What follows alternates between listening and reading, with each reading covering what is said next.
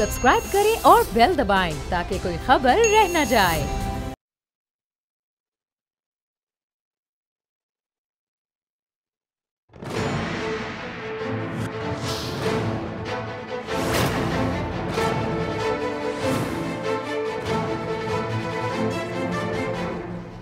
अस्सलाम वालेकुम नाज़रीन, मैं हूं नूरुल आरफीन सिद्दीकी और बावजूद ईद के आप आज देख रहे हैं मेरी जंग। हल्की फुल्की जंग करेंगे। शुरू में कुछ लताइफ हैं जो आपसे शेयर करने। मुशीर ख़जाना अब्दुल हफीज़ शेख ने अपने तौर पर सनसनीखेज़ इंकशाफ कर दिया। उन्होंने कहा कि मुल्क गैर ज़रूरी अखराजात का मुतहम्मिल नहीं हो सकता। हालांकि मुशीर ख़जाना है, मैं एक्सपेक्ट कर रहा था कि कोई बड़ी बम्बास्टिक किस्म की न्यूज़ देंगे, ये तो 5वीं जमात का बच्चा भी जानता है। लेकिन काबीना का हुजूम क्यों नहीं कम हो पा रहा, ये एक सवाल है। मज़ीद फरमाया कि आइंदा बजट गरीब दोस्त होगा, मईशत दोस्त होगा। ये खबर सुनकर कई गरीबों को करीबी अस्पतालों में मुंतकिल किया गया। अस्पतालों में रश देखने में आ रहा है। कोई भी अपने घर से निकलने से पहले गूगल मैप पे रास्तों की जो है वो तस्दीक कर ले कि रास्तों की क्या सूरत हाल है। साथ ही सदर मोहतरम मेरे पसंदीदा जनाब आरिफ अलवी साहब ने भी इस मजाक में सरकारी तौर पर अपना हिस्सा डालते हुए फरमाया है, बलूचिस्तान के हालात में बेहतरी आ रही है। मैं कन्फ्यूजिया गया हूँ। पिछले पूरे हफ्ते से बलूचिस्तान में जो हालात हैं वो सोशल मीडिया पे भी नज़र आ रहे हैं, वो हमारे इलेक्ट्रॉनिक मीडिया, प्रिंट मीडिया पे भी नज़र आ रहे हैं। सदर मोहतरम का ऐनक बनाने वाली दुकान मुझे अब तक नहीं मिल पाई। आज पीटीआई के जो मेहमान हमारे साथ मौजूद हैं, मैं उनसे पूछूंगा कहाँ से ये ऐनक बनवा रहे हैं। आजकल 2 हफ्ते पहले मैंने उनकी ऐनक के बारे में मालूम करने की कोशिश की थी, 2 हफ्ते के बाद भी मैं नाकाम ही हूँ। मज़ीद सदर मोहतरम हंसाते हुए फरमा रहे हैं कि सबसे ज़्यादा फ़िक्र मुझे बलूचिस्तान की रहती है। ये सुनकर बलूचिस्तान में सफ़े मातम बिछ गई है। वो कह रहे हैं अब तक तो ठीक था लेकिन अब पता नहीं क्या होगा, क्योंकि आरिफ अलवी साहब जब एक एमएनए थे, एक नाकाम एमएनए, अपने हलके को सुधार नहीं सके, सदर मोहतरम बन करके बलूचिस्तान की हालत उनको चुभ रही है। अल्लाह ताला अपने हबीब के सदक़े में रहम फरमाए। वज़ीर ख़ारिजा ने भी अपनी मौजूदगी का सबूत देते हुए फरमाया कि फ़ौज ने अज़ खुद अपना बजट कम किया। ऐसा IMF की डिमांड पे नहीं हुआ। गरीब ये पूछ रहा है कि अगर ऐसा फ़ौज ने किया ही है तो फिर जमहूरियत वाले काबीना का हुजूम ही कम कर दें। एक मरतबा फिर काबीना पे नज़ला गिरा है। लेकिन बहरहाल वज़ीर आज़म ने जो कहा था वो बिल्कुल एक बार फिर दुरुस्त निकला। वज़ीर आज़म ने कहा था कि वसीम अकरम प्लस वसीम अकरम से भी 4 हाथ आ गए हैं। मुझे तो लग रहा है 14 हाथ आ गए हैं। अभी ज़मानत मिली है अलीम खान साहब को और उनके तमाम दुख दर्द की दवा करते हुए वसीम अकरम प्लस ने उन्हें 2 शुद्ध वजारतें देने का फैसला किया है। प्लानिंग और बल्दियात, प्लानिंग एंड डेवलपमेंट और बल्दियात। उनकी हैसियत जो है वो डिप्टी वज़ीर आला के बराबर होगी। हालांकि मेरे ख्याल है वज़ीर आला से भी ज़्यादा ही उनकी हैसियत होगी, क्योंकि वज़ीर आला की खुद की जो हैसियत है, इल्ला माज़ल्ला, अल्लाह ताला ऐसी क्लर की भी किसी दुश्मन को ना दे। आगे बढ़ते हैं, भुट्टो वालों की ज़रा नज़र उतारते हैं। लाड़काना में HIV मरीजों की तादाद ज़्यादा नहीं, सिर्फ 750 तक जा पहुंची है। वायरस से मुतासरा बच्चों की तादाद 611 है। लेकिन अच्छी खबर यह है कि बिलावल को मुल्की मईशत का, महंगाई का रोना जो है वो नोहा वो उसका पड़ रहे हैं। फरमाते हैं कि मुल्क को बचाने के लिए अवाम को सड़कों पर आना होगा। लोग ये कह रहे हैं हुजूर पहले लाड़काना वालों को बचा लें, वो आपकी नाक के नीचे मर रहे हैं। नवाब शाह में ईद फरमाई अब्बू हुजूर ने, लेकिन लाड़काना वालों का कोई वाली वारिस नहीं है। फूफी जान एक मरतबा फिर मेरे राडार पे आई हैं। फरमाती हैं कि हमें लाड़काना में HIV मामले से सबक सीखने की ज़रूरत है। डे 1 से कह रहा हूं कि पीपल्स पार्टी को वोट देने में एहतियात बरतो। इन्हीं सब मामलात के सबब, किसी से पैसे नहीं लिए ये सब कहने के लिए। हुब्बे अली में कह रहा हूं, बुग़्ज़े मुआविया में हरगिज़ नहीं। यही सब चीज़ें हैं। भुट्टो आज भी जिंदा है, गरीब को जिंदा रहने का हक नहीं है। मज़ीद हंसाती हैं कि मुतासरा बच्चों की किफ़ालत और इलाज सिंध हुकूमत का फ़र्ज़ है। वज़रा के आसिफ अली जरदारी के मोहतरमा के किसी और के इलाज से ज़रा MPAs MNAs के इलाज से फुर्सत मिले तो गरीबों का भी इलाज करा लीजिएगा। कौन सी जल्दी पड़ी है, 750 ही तो है। मज़ीद भुट्टो वालों की कारकर्दगी पर से पर्दा उठाया गया है। फरमा रहे हैं कि सिंध के हेडक्वार्टर अस्पतालों में वेंटिलेटर्स, उनकी अबतर सूरत हाल है। 29 ज़िले अस्पतालों में से सिर्फ 4 अस्पतालों में वेंटिलेटर्स मौजूद हैं। वेंटिलेटर्स की कुल तादाद महज 18 है, जिसमें से 10 अल्लाह नजर बस से बचाए खराब पड़े हैं। मरने दो गरीब को। जमहूरियत बचा लो, जमहूर जाए जहन्नम में। मेरे साथ मौजूद हैं आज मोहतरमा साइमा नदीम साहिबा माजरत के साथ, पाकिस्तान तहरीक इंसाफ। ज्ञान चंद साहब आज हमारे साथ मौजूद हैं, पाकिस्तान पीपल्स पार्टी की तर्जुमानी फरमाएंगे। और राना मोहम्मद अफजल साहब नून लीग की तर्जुमानी के फ़राइज़ अंजाम देंगे। अपने तमाम मौजूद मेहमानों को शो में खुश आमदीद कहता हूँ। मोहतरमा साइमा नदीम, मैडम आप स्टूडियो में मेरे साथ ही हैं, सबसे पहले नज़ला आप ही पे गिरा देता हूँ। ये मुझे बताइएगा, 5वीं जमात के बच्चे को जो बात पता है वो अपनी प्रेस कॉन्फ्रेंस में भी पहले बता चुके, फिर आज वही बता रहे हैं कि बजट जो है वो आवाम दोस्त होगा। मैंने जब से होश संभाला है, जब से भी, चाहे 1 घंटे पहले से ही समझ लीजिए, मैंने किसी वज़ीर ख़जाना को, किसी मुशीर ख़जाना को आज तक ये प्रिडिक्ट करते या इवन बजट के बाद चाहे अवाम कितने ही रोना पीटना डाल रहे हो, ये कहते नहीं सुना कि ये बजट अवाम दोस्त नहीं है। उन गरीबों की हालत पर किस तरह से आप इज़हार अफसोस करेंगी जिन्हें आज ये ख़बर सुनकर अस्पताल मुंतकिल किया गया कि आने वाला दोस्त गरीब दुश्मन नहीं होगा? बिस्मिल्लाहिर्रहमानिर्रहीम। बहुत बहुत शुक्रिया आपका नूरुल आफरीन। मैं बात बार बार जाके शो में जो करती हूँ, आई थिंक वो एक ही चीज़ है जिसके ऊपर आपको फोकस करने की ज़रूरत है, और वो ये है कि आप, ठीक है आप हमारे 9 महीने गिनते हैं, ठीक है, लेकिन आप थोड़ा सा पीछे भी तो जाया करें ना। आपको देखना ये चाहिए कि हम जो कहने वाले हमें कहते हैं कि जो नालायक का वर्ड हमारी हुकूमत के लिए कहते हैं, वो लायक हुकूमतें थी कि जिन्होंने पिछले 2018 से 8 से लेके 18 तक जो खसारा था वो कहाँ तक, बैरून कर्जा कितना 97 अरब लिया, और फिर 1947 से अगर आप बहुत पीछे चले जाएं 2000। नहीं मैडम बोर हो जाऊंगा, आप प्लीज मुझे 1 घंटे पहले भी ले जाएंगे, मैं बोर हो जाऊंगा। प्लीज मेरे इस सवाल का जवाब दीजिए। मुशीर ख़जाना पे 10 साल आज से 1 घंटे पहले की बात छोड़ दीजिए। 60 अरब का जो इन्होंने कर्जा लिया है वो आपको देखने की जरूरत है। वो कर्जा ही तो आज हमारे ऊपर एक वबाले जान बना हुआ है। जिस कर्जे जान तो हम पे ये हुकूमत भी बनी हुई है, काबीना भी बनी हुई है। मेरे ख्याल में अवाम को ये भी बताने की जरूरत है कि इस वक्त हुकूमत ने कितना कर्जा जो है अभी फॉरेन कितने बिलियन, 855 बिलियन उतार दिया है। अवाम के आंसू पोंछ पाऊं तब मैं हुकूमत की कारकर्दगी बताऊं ना मैडम। बात है, जो हमारा इस वक्त बजट आ रहा है वो बजट हमने अवाम दोस्त ही बनाना है। हमने कोई उसके ऊपर बिजलियां नहीं गिरानी है, हमने बहुत सारे काम पहले से प्रोफेसर डॉक्टर इज्जत माब अली जनाब असद उमर रहमतुल्लाह अलैह ने जो 4 बजट बनाए थे वो भी तो अवाम दोस्त थे। क्यों गरीब रोता पीटता वो सड़क पे निकल आया था? नहीं, उसके अंदर बहुत सारी ऐसी चीज़ें थी जिसके अंदर उन्होंने किसानों के लिए भी आसानियां पैदा की, उसके अंदर उन्होंने कारोबारी अफराद के लिए भी बहुत कारोबारी अफराद के लिए सब करते हैं, सबके मफादात वाबस्ता होते हैं। अभी भी जो हमारा हदफ है वो हमने अपने कर्जों को कम करने के लिए हमने 2020 तक, हमने 2020 तक हमने इसको सिफर करना है। हमारा पूरा हमारी, आपने अगर उनकी इस वक्त सुनी हो लास्ट जो मुशीर साहब की जो प्रेस कॉन्फ्रेंस थी, उसमें आप देख लें उन्होंने FBR को 550 अरब रुपए का हदफ दिया। उन्होंने 11% का उन्होंने कहा कि मुल्की जो हमारे आमदन का जो हमारा टैक्स है हमने उसको भी जो है कम करना है। हमारा देखें, हमने उन इलाकों को अपने सामने रखा हुआ है, जैसे आप कह रहे हैं हमने फाटा, बलोचिस्तान, वज़ीरिस्तान को अपने इन टारगेट्स में रखा है कि हमने यहाँ पे डेवलपमेंट करनी है। और इस वक्त आप देख सकते हैं जो अभी इस वक्त ऐलान हुआ था बजट का, इसका डिफेंस बजट जो अभी आप देखेंगे कि 2 साल का वो अपनी कटौती कराने जा रहे हैं। वो अपनी ये सब एस्टैब्लिशमेंट की फौज की कारगुजारी है ना, इसमें it has nothing to do with Imran Khan या उनकी। हाउ डू यू नो कि हमारा जो अभी आएगा वो इस वक्त सही नहीं आएगा? अभी इस पे शर्त लगाएंगी 100 रुपए की मुझसे? मैं बता रहा हूँ, जब आएगा तो लोगों को पता चल जाएगा। हम श्योर आएगा तो फिर मैं आपको दोबारा बुला के स्टूडियो में बैठा लूंगा। जरूर जरूर, डन हो गया। राना अफजल साहब के पास जाएंगे। राना अफजल साहब, कैसे मिजाज हैं?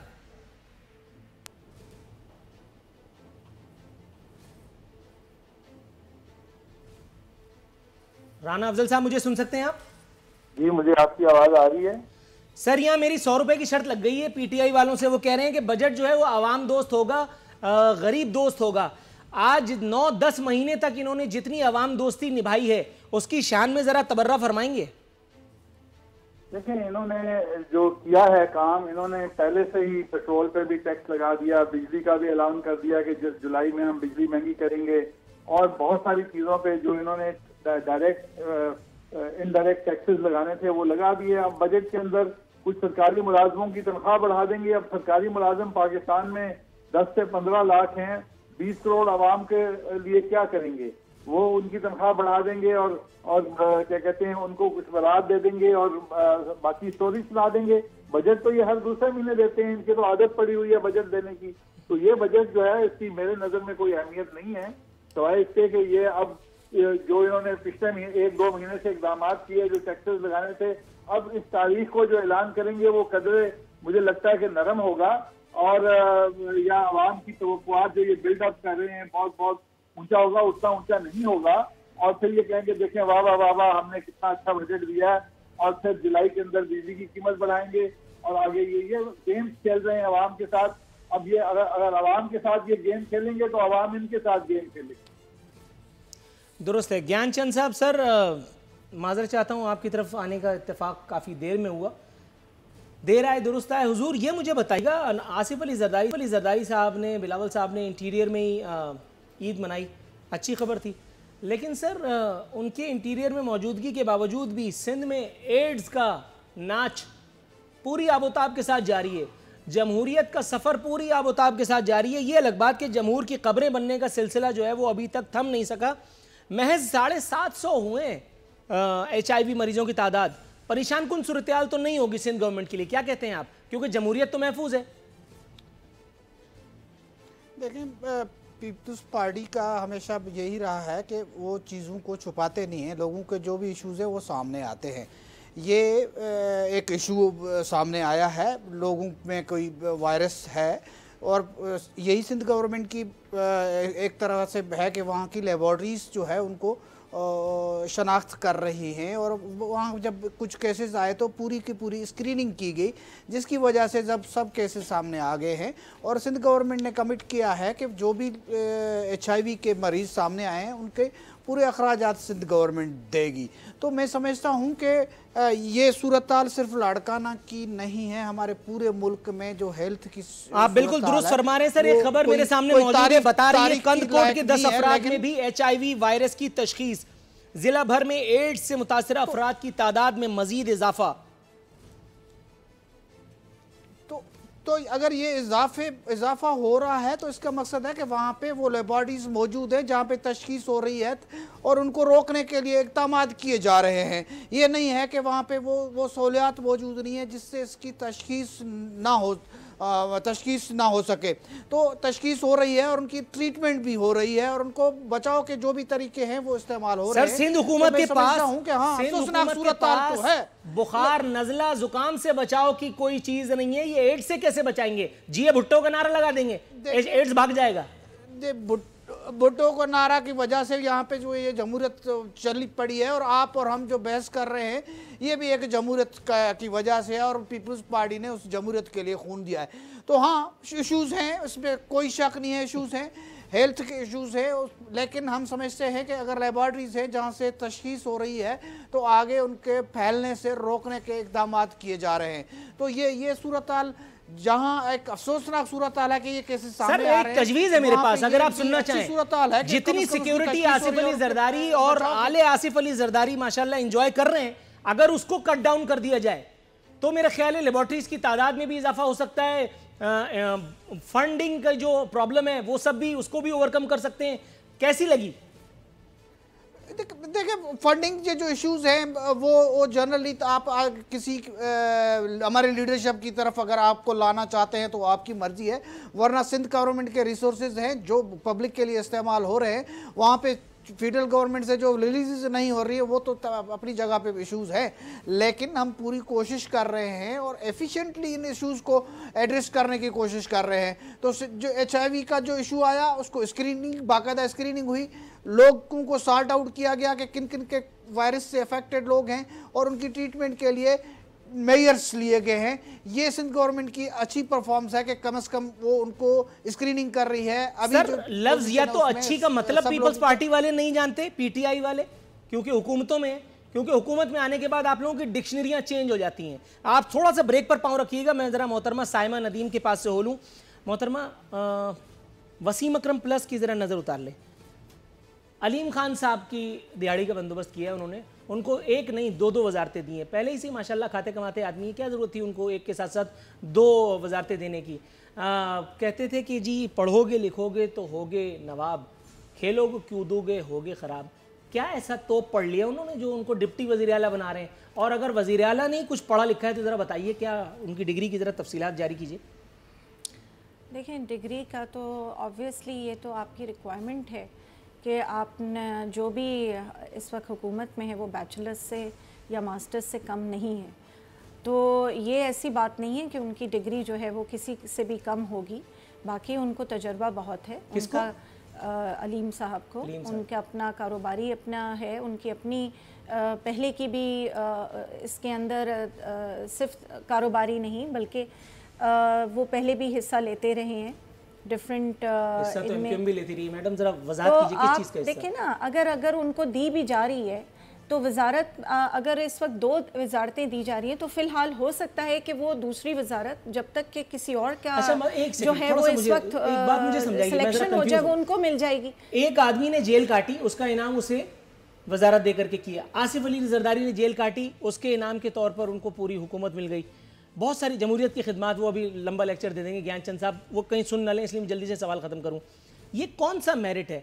एक आदमी जेल चला गया तो आपने उसको 2 वजारतें दे दी और डिप्टी वज़ीर आला बना दिया। आप पीएमएल की उनकी गवर्नमेंट को क्यों नहीं बीच में ला रहे हैं? उनकी भी तो आप पूरी हिस्ट्री निकाल लीजिए ना। बिल्कुल ठीक है, बिल्कुल ठीक है। कितनी बार जेल जा चुके हैं, कितनी बार उन्होंने वहां पे ऐसा ही गुजारे हैं। जी बिल्कुल, तो ठीक है। अगर वो तो फिर इसका मतलब है तब्दीली तो ना हुई ना। जो पीएमएल ने किया, जो पीपल्स पार्टी ने किया, वही आप भी कर रहे हैं, तो आप भी एक ही थाली के चट्टे बट्टे हैं। अगर उनके खिलाफ अगर कोई ऐसा केस जो है वो बन के नहीं आया, उसकी कोई ऐसी तहकीकात में जो है वो कोई चीज ऐसी नहीं निकली, तो फिर आप किस तरह से कैसे निकलेगी? आप उनको उल्टा तो नहीं टांग सकते इस चीज के ऊपर। जब तक कि कोई चीज जो है वो आपकी उनको भेजा गया, उन्होंने उस वक्त जो था उस वक्त तक उनको कोई वजारत इसीलिए नहीं दी गई कि जब तक वो क्लियर नहीं हो जाएंगे। तो जब तक वो क्लियर अब हुए हैं तब उनको उसके अंदर इंक्लूड किया जा रहा है। ये सही है। राना अफजल साहब, हुजूर ये मुझे बताइएगा, अंधा बाटे रेवड़ियाँ अपने अपनों में, आपके दौरे हुकूमत में भी इस तरह की माशाल्लाह काफ़ी हरकत और सकनात हुई हैं। सर ये मुझे बताइएगा, पीपल्स पार्टी में दौर में भी यही सब कुछ होता रहा जो आपके दौर में हुआ? वही मोहतरमा साइमा नदीम आज उसको डिफेंड करने पर मजबूर हैं, हालांकि मैं उन्हें जानता हूँ वो इस किस्म की खातून है नहीं, बड़ी नज़रियाती पॉलिटिकल वर्कर हैं, लेकिन बहरहाल मजबूरी भी कोई चीज़ होती है। हुजूर ये मुझे बताइएगा, शहबाज शरीफ साहब पर भी कोई चीज़, अभी तक तो मामला चल ही रहे हैं, लेकिन उसके बावजूद शहबाज शरीफ साहब के आने जाने पर शर्तें लगी हुई हैं। आज उनके आने की खबर थी कल, लेकिन आज फिर वही अनका हो गई। क्या मामलात क्या हैं? अभी थोड़ी देर पहले मैं देख रहा था खबरों में, वो लंदन एयरपोर्ट पे जहाज में बैठने जा रहे थे। अच्छा, तो इसलिए वो सब खबरें जो हैं वो गलत हैं। ये पीपल्स पार्टी वाले प्रोपेगेंडा करने की कोशिश करते हैं और झूठ इतना बोलते हैं कि वो झूठ जो है पीपल्स पार्टी वाले, इनका जो तरीका वारदात है, इतना झूठ बोलो कि वो सच लगे। और अब वो जहाज में भी बैठ गए हैं। इनके अभी भी कुछ लोग जो हैं वो शकूक व शुबहात का इजहार कर रहे हैं। अभी मोहतरमा फरमा रही थी थोड़ी देर पहले कि जी हमें डेफिसिट बहुत ज्यादा मिला, इन्होंने उस डेफिसिट को बढ़ा दिया। हमें ये रोज ताने देते थे कि एक्सपोर्ट आपने कम कर दी, इन्होंने उस एक्सपोर्ट को मजीद कम कर दिया। लोन जो है जितने हम ऐड कर रहे थे उससे दुगनी रफ्तार से ये कर्जे ऐड कर रहे हैं। तो ये तो स्टोरीबाजी करते हैं। मैं समझता हूँ कि मुल्क की मईशत जो है वो बर्बाद हो गई है और लोग परेशान हैं। अभी तक 37 बिलियन तो अभी हमने 7 साल में आप ही का उतारना है, वो भूल गए अगले साल 12 बिलियन देना है। इनके जो MNA MP हैं हल्कों से भाग गए हैं, हल्कों के अंदर लोगों को फेस नहीं कर सक रहे।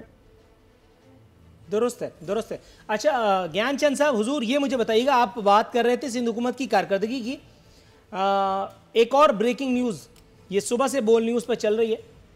सिंध हुकूमत के महकमा सेहत की कारकर्दगी का पोल खुल गया। भुट्टो वालों की कारकर्दगी मुलाहिजा कीजिए। 29 ज़िला अस्पतालों में से सिर्फ 4 अस्पतालों में वेंटिलेटर्स मौजूद।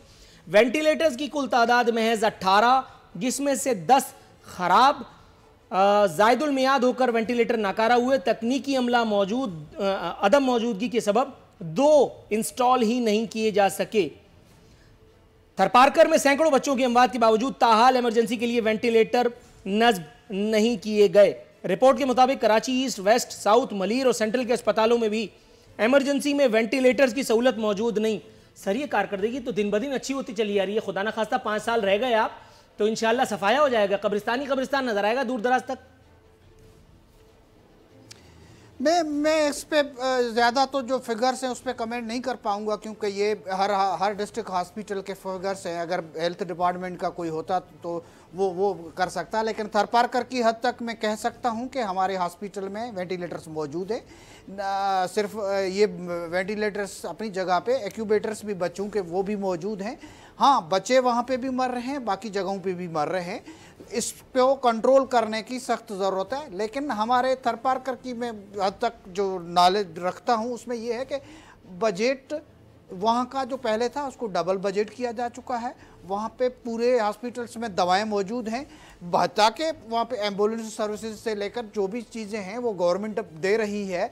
उसके अलावा पानी के वजह से जो बीमारियां फैलती है तो आरओ प्लांट्स भी वहाँ पे लगे थे ताकि लोगों को। कराची वालों से क्या दुश्मनी है हुजूर? वजीर आला हाउस तो आपने कराची में रखा है, वजीर आला तो आपका यहाँ हमारे सीने पे मूंग दल रहा है। कराची वालों के साथ क्या परेशानी? मैं कराची के सूरत थरपारकर को आपने जन्नत बना दिया, बदीन में आपने, चलो बदीन में जुल्फिकार मिर्जा से टसल है तो वहां पानी भी नहीं जाएगा, और बहुत सारे मामलात हैं। कराची में बैठ करके असेंबली कराची में पंखा यहाँ जल रहे हैं, आप लोग कराची वालों से क्यों दुश्मनी निकाल रहे होते हैं? इसलिए कि एमक्यूएम के साथ मामलात नहीं हो रहे। कराची में सिविल हॉस्पिटल हो, जिना हॉस्पिटल हो, जो भी गवर्नमेंट की हॉस्पिटल्स हैं वो उनमें सब फैसिलिटीज हैं। आखिरी दफा कब चक्कर लगाया था जिना या सिविल अस्पताल का हुजूर? मैं तो अक्सर जो लोग मरीज आते हैं हमारे इलाके के उनके हाँ जाता रहता हूँ। और फिर मैं इंडस की बात करूँगा, उसको भी गवर्नमेंट सपोर्ट कर रही है, बिल्कुल। लेकिन इंडस गवर्नमेंट हॉस्पिटल नहीं है। बेहतर सहूलियात हैं। पूरे मुल्क से लोग जो हैं कराची आते हैं और उनको वहाँ पे हेल्थ फैसिलिटीज। यही तो मैं कह रहा हूँ, पूरे मुल्क से लोग कराची आते हैं। कराची में जरूरत ज्यादा है, लेकिन सिंध हुकूमत की जमहूरियत वालों की मौजूदगी के बावजूद कराची वालों के साथ ये दुश्मन किस्म का रवैया रखने की वजह क्या है? नहीं, दुश्मन किस्म का क्या रवैया? वहाँ पे तो जो मुल्क के बेहतरीन से बेहतरीन हेल्थ फैसिलिटीज मौजूद हैं, बाकी भी सहूलियात मौजूद हैं। कौन सी सहूलियात मौजूद है सर कराची में? जरा गिनवाइएगा। मैं खुद कराची में पैदा हुआ हूँ। मैं कहता हूँ कराची में आप पैदा हुए, हम भी वहाँ पे जाते रहते हैं। थरपारकर से लेकर आप तो विजिट पे आते हैं ना हुजूर, आप तो माई बाप लोग हैं, मैं तो गरीब आदमी हूँ, मैं तो यहीं पैदा हुआ। हॉस्पिटल्स में वहाँ पे सहूलियात जब बाकी सूबों से बेहतर है तभी लोग आते हैं ना। तो मैं समझता हूँ कराची में बेहतरीन सहूलियात मौजूद हैं, हैदराबाद में बेहतरीन सहूलियात मौजूद हैं, सक्खर, लाड़काना, इनमें बेहतरीन सहूलियात मौजूद है। इसमें कोई शक की बात नहीं है। थरपारकर की आपने बात की, थरपारकर की पोजीशन जो है वो स्टेटिक्स पूरे मुल्क की निकाल के देख ले तो वहाँ पे। सर इसी लतीफे के साथ यहाँ मुझे एक ब्रेक पर जाने दीजिए, वापस आता हूँ तो कुछ और सवालात हैं जिनका आता करेंगे। यहाँ वक्त हुआ नाज़रीन एक मुख्तसर से कमर्शियल ब्रेक पर जाने का।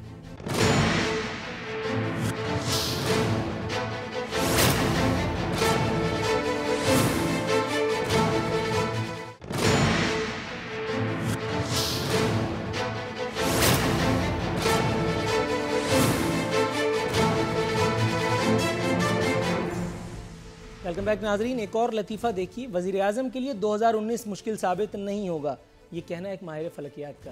खुदा के बंदे, अल्लाह के वली, एक बार अगर किसी की लॉटरी निकल आई, वो वज़ीर आज़म बन गया तो फिर तो अंधी है।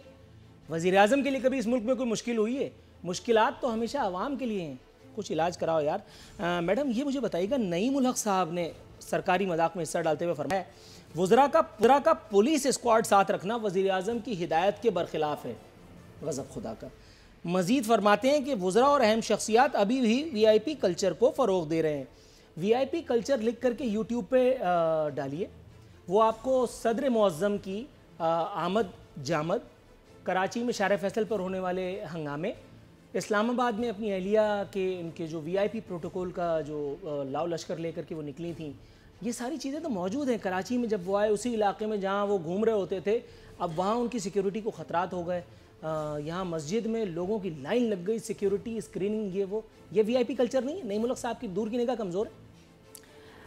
इसका तो मैं जवाब ये देना चाहूँगी क्योंकि मैं उनको ज़ाती तौर पे जानती हूँ। और जिस दिन ये वाक़या हुआ था, प्रेसिडेंट साहब जब पहली मर्तबा कराची लैंड किया था उन्होंने, मैं यही चीज़ जो उसमें चली थी TV पे, और हमने उनसे पहली बात ये पूछी क्योंकि हम लोग तो टोटली इस चीज़ के ऊपर बिलीव ही नहीं करते, ना हम खुद हमारे करते हैं, ना खान साहब करते हैं, ना हमको हिदायत हैं। पैदल चल रहे होते सारे लोग? नहीं, मैं आपको ये बता रही हूँ कि उन्होंने यही बोला कि उन्होंने कहा था कि मुझे सिक्योरिटी और किसी किस्म का प्रोटोकॉल नहीं चाहिए उनकी अपनी हिदायत के मुताबिक, लेकिन क्योंकि उन लोगों को पिछली हुकूमतों की आदत पड़ी हुई थी इसलिए वो उनके साथ खुद ब खुद जो थे वो इतने साथ पीछे लग के और पहुँचे। लेकिन उसके बाद उन्होंने उनको जो दोबारा से मना किया उसके बाद से वो कट डाउन हुआ है। उसके बाद से भी कट डाउन, देखिए कट डाउन हुआ है मस्जिद। आपको जो उन्होंने पट्टी पढ़ाई है ना, मैं उसको मैं खोल देता हूँ, सुनिए मेरी बात। आरिफ अलवी साहब ने आपको लतीफ़ा सुनाया था, आपने उसको सीरियसली ले लिया। आरिफ अलवी जब मिसेज आरिफ अलवी जब इस्लामाबाद पे नाजिल हुई थी ना, उसके बाद तब भी यही सब हुआ था। उसकी वीडियो मौजूद है, पीपल्स पार्टी के एक रहनुमा ने बना करके डाली थी, ज़रा उसको देख लीजिए, मैं अपने प्रोग्राम में चला चुका हूँ। तीसरी बात, जब आरिफ अलवी साहब दोबारा शहर पे नाजिल हुए थे तो यहाँ नमाज पढ़ने के लिए जो नमाजी आए थे ना, उनको भी जूते मार के लाइन में लगा दिया गया था। इन दोनों बातों का जरा जवाब दीजिएगा। देखिए अब एक सदर जो है ना, वो तो नहीं उनके लिए, उसकी तो हिदायत डिफरेंट होती हैं। अगर उसने नहीं, आप ये कह रही हैं कि सदर हमारे मुल्क का उसको इतना लाइट लेते हैं हमारे नीचे वाले, बिल्कुल वो जो कह रहा है कहने दो सानू की। ये उन सदूर में नहीं है जो ये तो अपने आप को अभी भी उन्हीं प्रोफेशनल्स में गर्दानते हैं कि हमें तो बल्कि वी आर लकी कि हमारे पास इतना काबिल एक जो है वो सदर आया है। और बिल्कुल क्या करना है? आपने नहीं, अवाम के लिए बहुत अच्छी बात है। हमने अवाम को तो लाइन में लगाया उन्होंने हिदायत दी, बल्कि उन्होंने इस चीज़ के ऊपर सख्ती भी की है। उस जो नमाज की बात आप कर रहे हैं वहाँ पे भी यही हुआ था कि वो, क्योंकि उनके घर के साथ एक मस्जिद बनी हुई है, आप उस मस्जिद की बात कर रहे हैं गालिबन, उसमें क्योंकि उनके घर की सिक्योरिटी पे उन लोगों ने उस दिन लोग लगाए और उन्होंने मना किया मुझे सिक्योरिटी नहीं चाहिए। और आप उनकी बेगम की जो बात कर रहे हैं, हम लोग के तो जितने भी प्रोग्राम्स होते हैं, हम प्रेसिडेंट की मासूमियत का किस्सा पढ़ रही हैं, सुनिए मेरी बात। एक गाड़ी आती है और उसके साथ एक होती है। आप मुल्क के प्रेसिडेंट के बारे में ये बता रही हैं कि उसका कहा नीचे वाले सिक्योरिटी वाले नहीं मानते।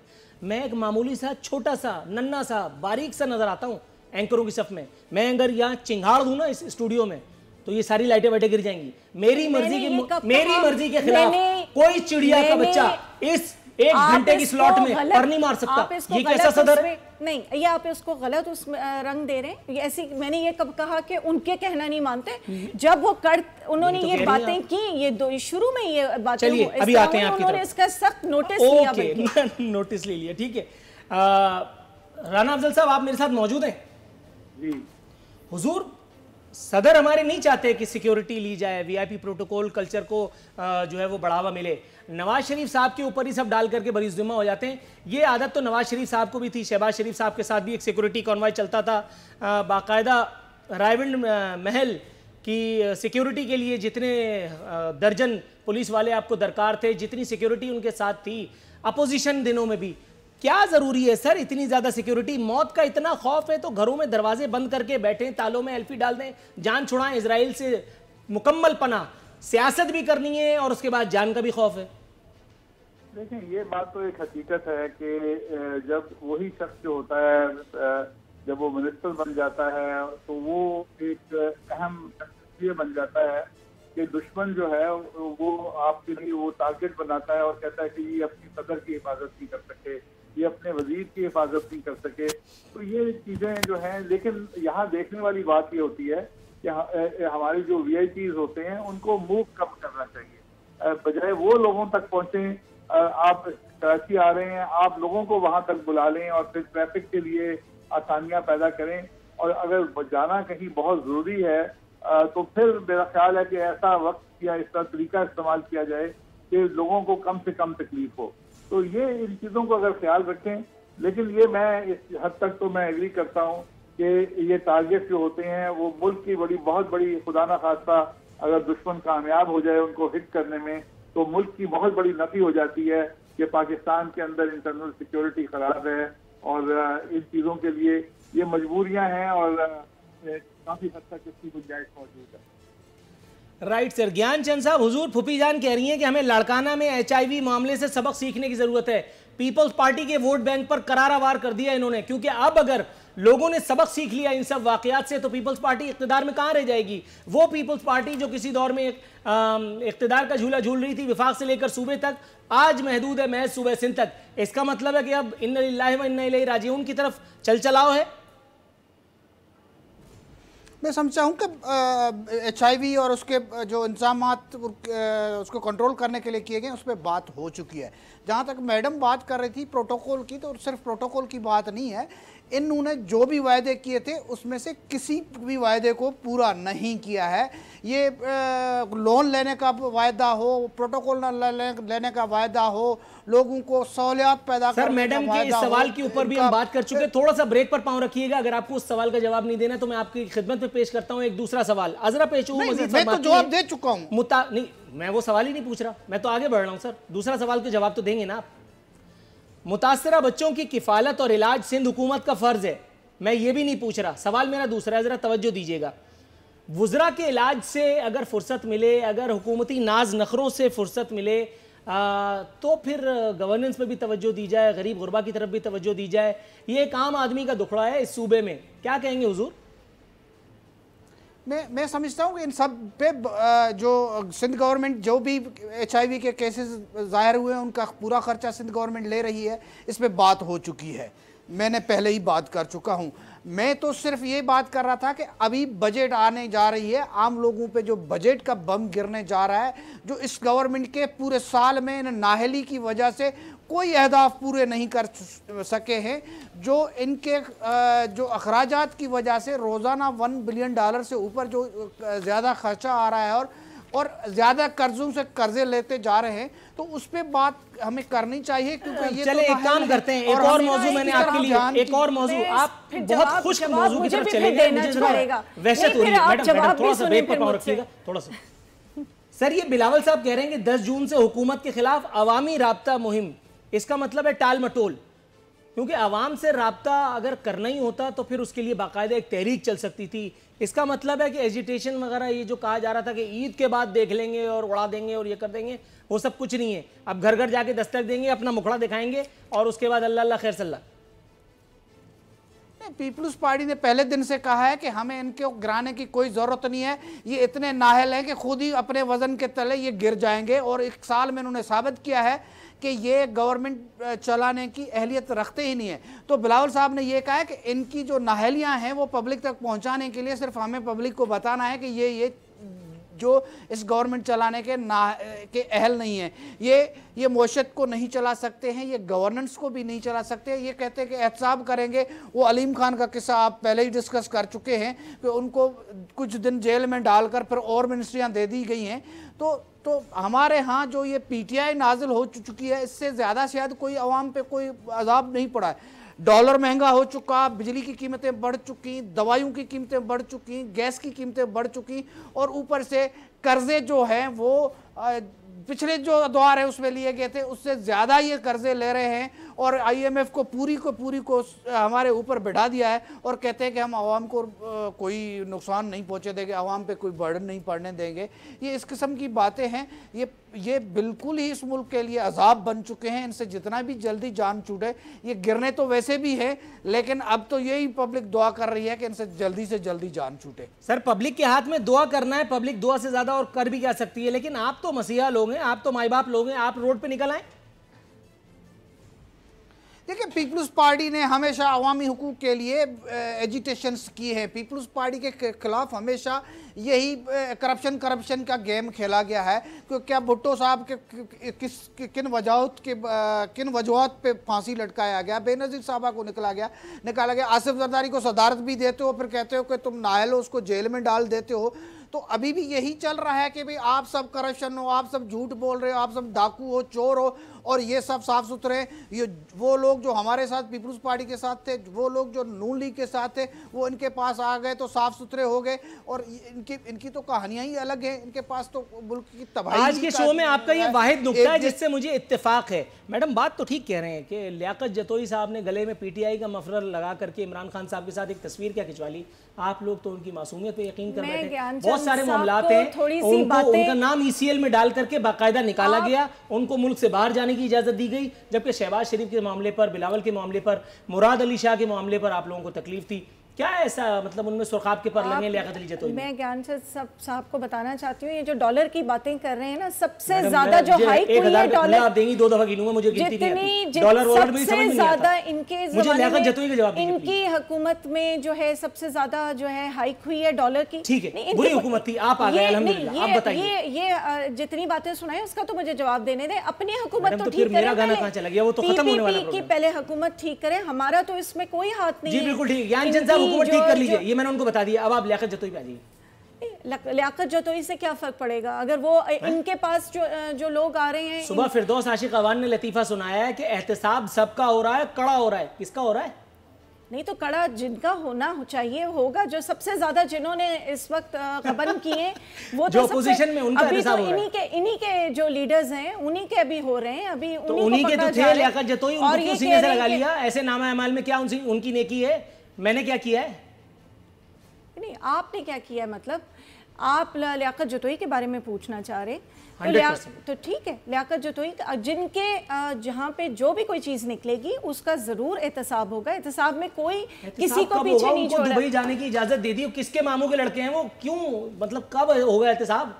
वो जुमेरा बीच पे जाके कॉफी पिए, यहाँ जाकर के अलीम खान को जेल में नैब में डाला हुआ। अभी जो है वो शहबाज शरीफ भी तो होके वापस, उन्हें भी तो बुला लीजिए ना, वो तो जाके बैठ ही गए वहाँ पे। शहबाज शरीफ का ठीक है, उनको भी भाई थोड़ी हूँ, आ जाएंगे, छोड़ दो, उनकी फिक्र न करें। आप पहले उनको लेके आइए जो लीडर ऑफ द ऑपोजिशन थे, जिन्होंने इतनी सही है। इसमें सबने एक किया हुआ होता है कि मैं आपसे सवाल पूछूं तो आप 47 से शुरू करेंगी, मैं इनसे बात करूं तो वो भुट्टो से शुरू करेंगे। मुझे जवाब सबसे मैं नाम पूछ रहा हूं, मुझे शनाख्ती कार्ड नंबर पे क्यों समझ नहीं आ रही कि वो अपने पीपीपी को जो बैठ के डिफेंड कर रहे हैं, वो अपने पीपीपी के हुकूमत के करतूत तो पहले बता दें कि उन लोगों ने इतने अरसे में क्या काम किया है जिसको आज हम यहाँ पे तो खुद कहते हैं, उनसे जब बात की जाए तो वो कहते हैं चलो भाई हम बुरे थे, तुम अच्छे हो, तुम अपना बताओ। थर अपना खुद देख लीजिए, अपने थर में क्या किया, ना पीने का पानी दिया है, ना वहाँ पे स्टंटेड ग्रोथ है बच्चों की। राइट मैडम, दोबारा से वही बातें शुरू हो जाएंगी, फिर ज्ञानचंद साहब बुरा मान जाएंगे। नाजरीन, ये था आज का प्रोग्राम, इसी के साथ हमारे प्रोग्राम का वक्त अब खत्म होता है। इंशाअल्लाह ताला बशर्ते ज़िंदगी एक मरतबा फिर आपको ज़हमत देंगे। नूरुल आरफीन सिद्दीकी और हमारी टीम को इजाज़त दीजिए। फ़ी अमान अल्लाह।